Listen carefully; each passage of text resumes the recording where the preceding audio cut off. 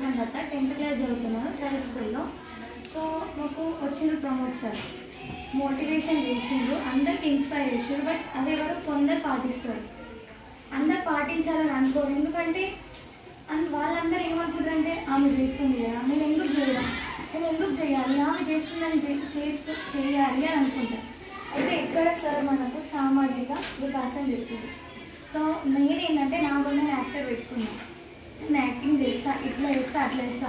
So ఇక్కడ ఉన్న వాళ్ళందరూ కాకుండా నాకు బయట వాళ్ళందరూ కామెంట్స్ చేస్తారు. నేను ఒకవేళ దాన్ని పట్టించుకుంటే నేను గోన్ని రీచ్ కాలేను.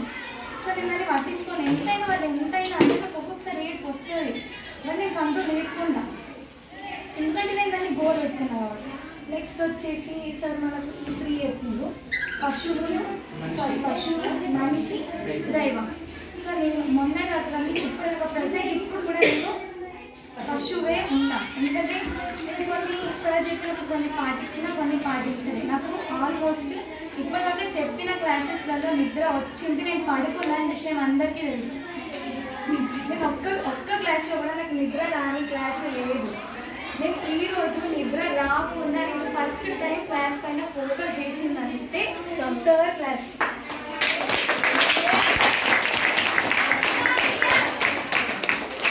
చెప్తున్నాను ప్రతి క్లాస్ పైన ఫోకస్.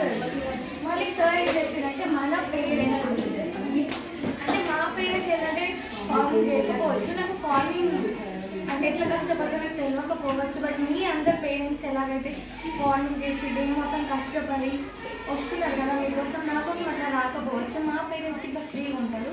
బట్ నేను సెకండ్ సైడ్ చూసింది ఏంటంటే మా పేరెంట్స్ నాకు లేట్ వచ్చాయి, 1 o'clock నేను ఏడ్చిన. ఎందుకంటే నాకు లేట్ వచ్చింది కాబట్టి నేను ఏడ్చిన. బట్ మా డాడీ ఆ రోజు మార్నింగ్ వెళ్ళి ఫార్మింగ్ చేసి వచ్చిందని నాకు తెలియదు. సో నేను ఆ రోజు ఏడ్చిన. బట్ సార్ ఏం చెప్పారు, మన పేరెంట్స్ మన కోసం బాధపడుతున్నారు, వాళ్ళు కంట్రోల్ చేసుకుంటున్నారు, ఎందుకంటే మనం ఒక మంచి స్థాయిలో ఉండాలని. సో దాన్ని నేను ఇప్పుడు రియలైజ్ అయ్యాను. Thank you sir. Okay, super.